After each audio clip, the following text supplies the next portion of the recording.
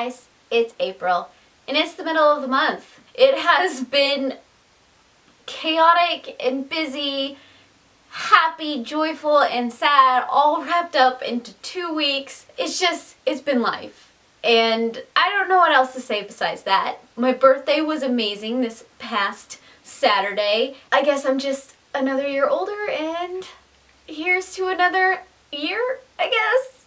Besides the fact that this month has almost been kicking me in the back end, I have got some reading done. It's not to the same level as it has been in the past, but I do have some books to talk to you about, and so we are going to do that now.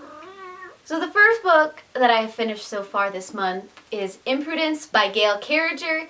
This is the second book in the Custer Protocols, which is the series that takes place after the Parasol Protectorate series, also known as the Soulless series, at least by me. That's what I call it most of the time. So this book is set in the same Victorian era, London, steampunk, werewolves, vampires, the whole shebang, the craziness, the sassiness, and everything I really truly enjoy about Gail Carriger's writing and Parasol Protectorate comes into play into the Custer Protocol series. This is the story of Rue as she reaches her majority and just the chaos that she can cause, and the havoc and the politics, and of course always the wit. I do really like this series, maybe not nearly as much as I like the Parasol Protectorate series, but it is right up there. I did enjoy it. It is just a lot of fun to read. And then I picked up Nevernight by J. Kristoff. This is a story of Maya as she grows up and decides that because of things in her past that she needs to become a killer, an assassin, a creature of the shadow. She comes to a school through the Red Church to do such a thing. She is essentially in a school that creates assassins. Now, going into this book, I didn't realize just how dark and gritty and raw this book was going to be. It doesn't hold any punches. It doesn't hold back on any description. It just gives you everything. And I mean everything. It is a wrenching book, and it could be hard to get some of the descriptions and the language to coincide with things in my brain. And I struggled with that kind of language a bit and that much roughness in the story. But at the same time, it hooked me because I want to know how things are going to play out. I didn't necessarily connect with any of the characters or even like any of the characters. In fact, I hate most of the characters, but I did enjoy the magical system that is in place and how it takes the light and the dark trope and it just kind of mushes it a little bit. The lines become really, really gray, and light doesn't necessarily mean good and dark doesn't necessarily mean bad. And I also really like this cover. I have to mention this cover because it is done by Kirby Rosen, and that is what drew me to this book to begin with. I won't lie.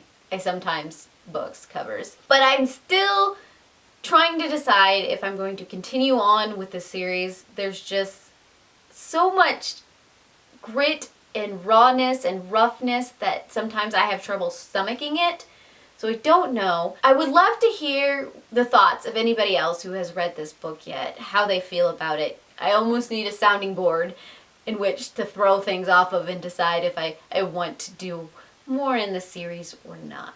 And then I finally finished Crucible of Gold by Naomi Novik, which is book 7 in the Tamara series. This series is set during the Napoleonic War, but there are dragons. Lots and lots of dragons involved in this war. They're part of the military and all kinds of commerce and things like that. And the books travel across the world so you can see how dragons play in different cultures. I have enjoyed the series so far, but I struggled with this book a bit. It took me almost a month to read. Something about the pacing and about getting back into the characters or something like that, just it wasn't clicking for me. But I managed to finally get through it. And yes, I do like seeing some of the characters again and seeing some of the politics and stuff like that play out, but it didn't feel different from the other books in any way. It almost started playing along the same lines of how all the other books have slowly played out, and it wasn't grabbing me in the way I wanted it to. It is cool to see the history and what it would look like if dragons, but there was just not enough there to really grab me into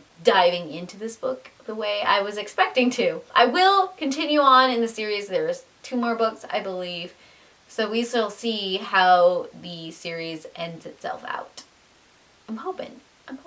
I picked up a short story by Saki called The Open Window. I don't know how to explain this story without giving the story itself away. I know it's supposed to be almost this horror-esque, strange short story, but I just busted out laughing at the end of it because, yes, I saw it coming, especially when things started playing out, but it was just, it just hit that right note. It hit that right note that I'm like, yep.